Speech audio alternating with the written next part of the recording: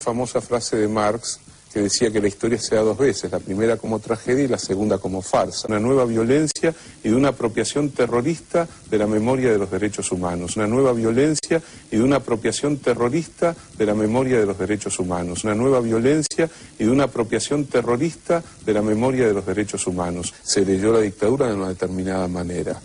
Se la leyó pensando que aquellos que habían sido víctimas de la dictadura habían sido inocentes ciudadanos y ciudadanas que no tenían ninguna otra posibilidad que ser carne de cañón de la dictadura, y se hizo invisible lo que había sido militancias de los años 60 y 70, se hizo invisible lo que había sido militancias de los años 60 y 70, se hizo invisible lo que había sido militancias de los años 60 y 70, se hizo invisible lo que había sido militancias de los años 60 y 70, se hizo invisible lo que había sido militancias de los años 60 y 70, porque era necesario simplemente mostrar el núcleo de criminalidad de la dictadura, haciendo abstracción de todas las cosas, haciendo abstracción de todas las cosas, haciendo abstracción de todas las cosas, haciendo abstracción de todas las cosas.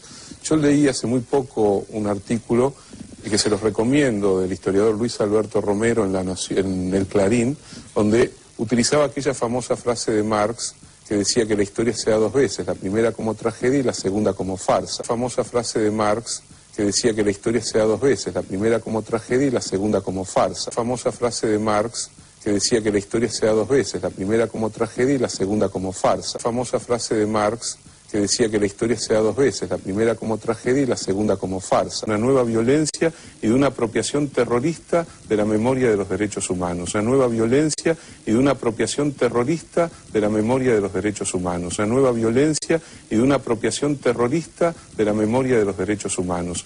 Creo que ahí hay un punto de debate central. Una acción militar, la causante de la dictadura, ni el establishment, ni el imperialismo norteamericano, ni la situación de América Latina, ni el golpe previo a Salvador Allende, ni las impunidades genocidas de las derechas argentinas. No, la dictadura militar fue el producto de una generación loca, de una generación que no entendía nada, sino que quería hacer una especie de revolución abstracta, y los militares finalmente vinieron a poner un orden en una casa desordenada. La dictadura militar fue el producto de una generación loca, de una generación que no entendía nada, sino que quería hacer una especie de revolución abstracta, y los militares finalmente vinieron a poner un orden en una casa desordenada. La dictadura militar fue el producto de una generación loca, de una generación que no entendía nada, sino que quería hacer una especie de revolución abstracta, y los militares finalmente vinieron a poner un orden en una casa desordenada. Me parece que este es un debate fundamental, es el litigio por el pasado, que no es solo el litigio en torno a los años de la dictadura. Ser progresista frente a Astiz es muy fácil,